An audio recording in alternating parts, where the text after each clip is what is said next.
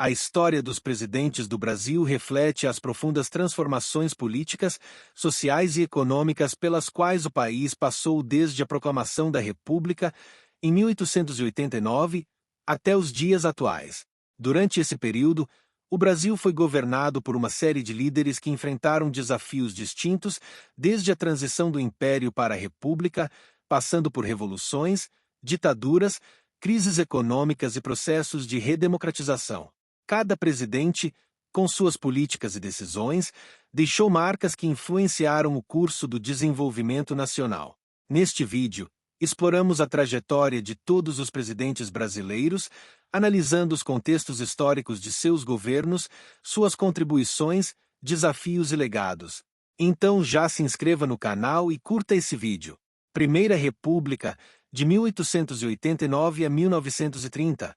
A Primeira República Brasileira, também chamada de República Velha, foi marcada por um sistema de governo onde o poder era amplamente dominado pelas oligarquias rurais, especialmente as de São Paulo, produtor de café, e Minas Gerais, produtor de leite.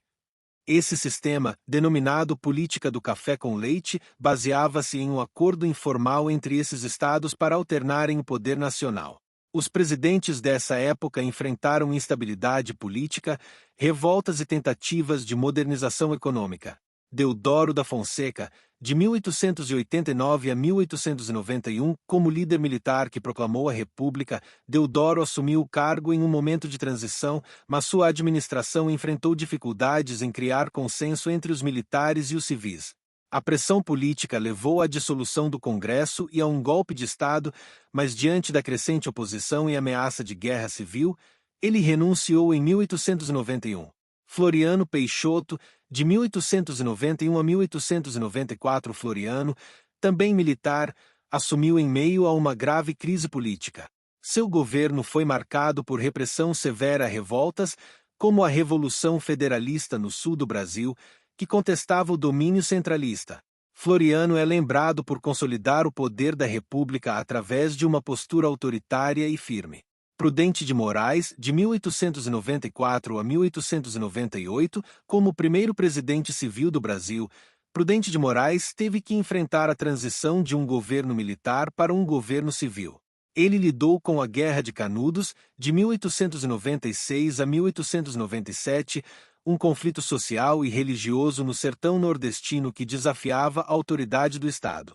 Campos Salles, de 1898 a 1902, seu governo foi marcado por uma política de austeridade e ajuste fiscal, com o objetivo de estabilizar as finanças públicas e recuperar a credibilidade internacional. Campos Salles estabeleceu acordos com banqueiros estrangeiros e implementou o Funding Loan, reorganizando a dívida externa do Brasil. Rodrigues Alves, de 1902 a 1906, Rodrigues Alves concentrou-se na modernização do Rio de Janeiro, então capital do país. Sob sua administração, o prefeito Pereira Passos liderou a Reforma Passos, que transformou a cidade com grandes obras de infraestrutura. Ao mesmo tempo, Oswaldo Cruz liderou campanhas de saneamento para combater doenças como febre amarela e varíola, o que gerou revolta entre a população. Afonso Pena, de 1906 a 1909, focado no desenvolvimento agrícola e na expansão das ferrovias, Afonso Pena buscou integrar as diversas regiões do Brasil. Ele incentivou a imigração europeia para suprir a demanda de trabalho nas fazendas e indústrias, com a esperança de modernizar a economia e a sociedade brasileira. Nilo Peçanha, de 1909 a 1910, assumiu após a morte de Afonso Pena. Durante seu curto mandato, destacou-se por iniciativas de inclusão social, como a criação do Serviço de Proteção ao Índio, SPI, precursor da atual FUNAI. Ele tentou aproximar o governo das populações indígenas e melhorar a sua integração social. Hermes da Fonseca, de 1910 a 1914, seu governo enfrentou a Revolta da Chibata, 1910, um movimento de marinheiros que protestavam contra as péssimas condições de trabalho e os castigos corporais. Hermes reprimiu com rigor as insurreições militares e civis, o que reforçou a centralização do poder federal. Venceslau Braz, de 1914 a 1918, durante a Primeira Guerra Mundial, O Brasil manteve-se inicialmente neutro, mas em 1917, após ataques a navios brasileiros, o país declarou guerra às potências centrais. O governo de Venceslau Braz focou no crescimento industrial e no desenvolvimento econômico, aproveitando o aumento das exportações durante o conflito. Delfim Moreira, de 1918 a 1919, com a morte de Rodrigues Alves, eleito mas impossibilitado de tomar posse, Delfim Moreira, vice-presidente, assumiu o cargo de forma interina. Sua administração foi breve e marcada por pouca atuação efetiva, sendo mais uma transição até a eleição de Epitácio Pessoa. Epitácio Pessoa, de 1919 a 1922, seu governo enfrentou várias revoltas, como a Revolta do Forte de Copacabana, 1922, um dos primeiros movimentos tenentistas, que buscava reformas políticas para combater a corrupção e a dominação oligárquica.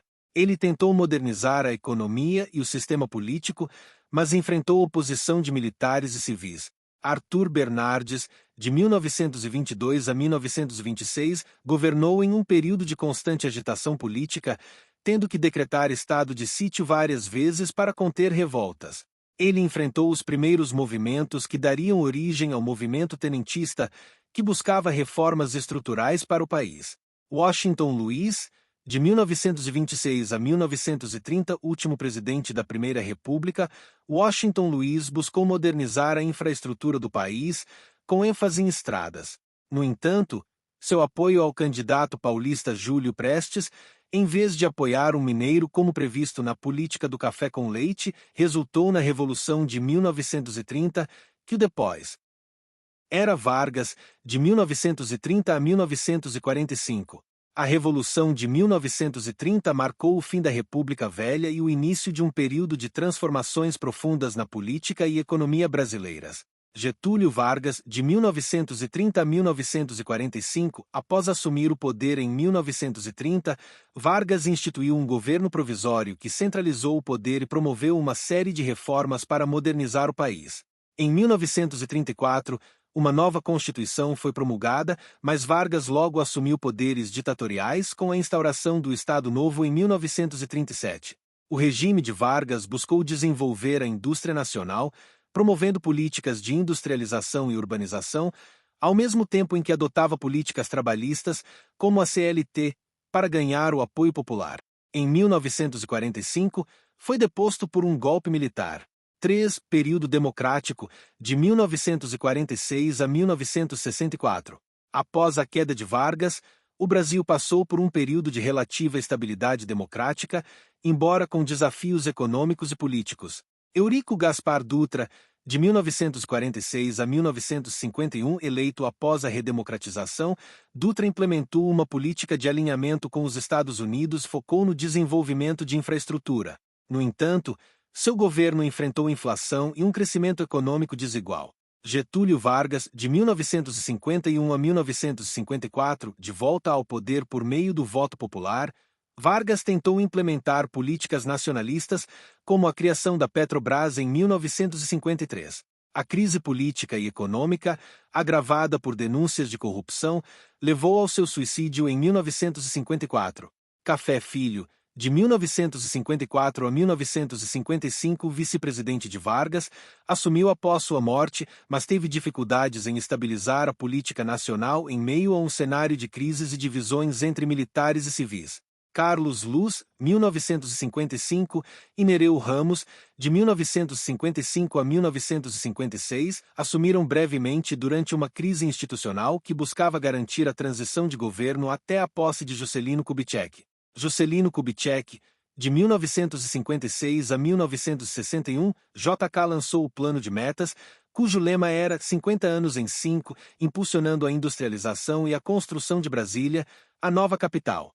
O governo foi marcado por um boom econômico e por transformações sociais, embora houvesse críticas pelo aumento da dívida externa. Jânio Quadros, 1961, eleito com uma plataforma moralista, Quadros renunciou inesperadamente após 7 meses, em uma tentativa fracassada de aumentar seu poder político. Sua renúncia desencadeou uma crise que quase levou o país a um conflito civil. Ranieri Mazzilli, 1961, assumiu interinamente enquanto se negociava a posse de João Goulart, com oposição dos militares e da elite conservadora. João Goulart, de 1961 a 1964, seu governo foi marcado por tentativas de reformas estruturais, como a reforma agrária e a reforma educacional, mas enfrentou crescente oposição da elite econômica e dos militares, culminando no golpe militar de 1964. Ditadura militar, de 1964 a 1985. O golpe de 1964 inaugurou um regime autoritário que durou 21 anos, com censura, repressão e controle centralizado. Castelo Branco, de 1964 a 1967, implementou reformas que centralizaram o poder, controlaram a inflação e fortaleceram o regime. Seu governo iniciou a institucionalização do autoritarismo com a promulgação de atos institucionais que restringiam liberdades civis. Costa e Silva, de 1967 a 1969, decretou o AI-5, que institucionalizou a repressão e a censura, suspendendo garantias individuais e fortalecendo o controle militar sobre a sociedade. Junta Militar, 1969, governou temporariamente após a incapacitação de Costa e Silva, mantendo a linha dura do regime. Emílio Garrastazu Médici, de 1969 a 1974, seu governo marcou o auge da repressão política, com tortura e perseguição de opositores, mas também coincidiu com o chamado milagre econômico, com crescimento acelerado do PIB. Ernesto Geisel, de 1974 a 1979, iniciou o processo de abertura política, visando uma transição gradual para um regime menos autoritário, mas ainda manteve o controle sobre a oposição. João Figueiredo, de 1979 a 1985, continuou a abertura política, sancionou a lei da anistia e preparou o caminho para a volta de eleições diretas. 5. Redemocratização e Nova República, 1985 até o presente. A transição para a democracia foi consolidada com a eleição indireta de Tancredo Neves, que morreu antes de assumir. José Sarney, de 1985 a 1990, enfrentou a hiperinflação e implementou o Plano Cruzado, que inicialmente estabilizou a economia, mas fracassou posteriormente, culminando na promulgação da Constituição de 1988, que marcou a redemocratização formal. Fernando Collor, de 1990 a 1992, seu governo foi marcado pela abertura econômica e por um programa de combate à inflação. Acusado de corrupção, foi o primeiro presidente a sofrer impeachment. Itamar Franco, de 1992 a 1995, estabilizou a economia com o Plano Real, liderado por seu ministro da Fazenda, Fernando Henrique Cardoso, que preparou o caminho para a retomada do crescimento. Fernando Henrique Cardoso, de 1995 a 2003, consolidou o Plano Real, implementou privatizações e reformas econômicas para modernizar o país, mas enfrentou críticas pelo aumento da desigualdade social. Luiz Inácio Lula da Silva, de 2003 a 2011, com forte ênfase em políticas sociais, como Bolsa Família, Lula tirou milhões de pessoas da pobreza e foi amplamente popular, mesmo enfrentando escândalos como o Mensalão. Dilma Rousseff, de 2011 a 2016, enfrentou crises políticas e econômicas que culminaram em seu impeachment. Seu governo foi marcado pela continuidade de políticas sociais, mas com dificuldades econômicas crescentes. Michel Temer, de 2016 a 2018, implementou reformas econômicas impopulares e medidas de austeridade, enfrentando protestos e críticas sobre sua legitimidade e corrupção. Jair Bolsonaro, de 2019 a 2023, seu governo polarizou a sociedade brasileira com políticas conservadoras e gestão controversa da pandemia de Covid-19. Enfrentou críticas por ataques a instituições democráticas. Luiz Inácio Lula da Silva, 2023 até o presente, retornou ao poder após vencer as eleições de 2022, prometendo focar em reconstruir a economia e promover políticas de inclusão social e ambiental. Esses períodos refletem as transformações políticas e sociais que moldaram a história do Brasil, cada um trazendo desafios e mudanças significativas para o desenvolvimento do país.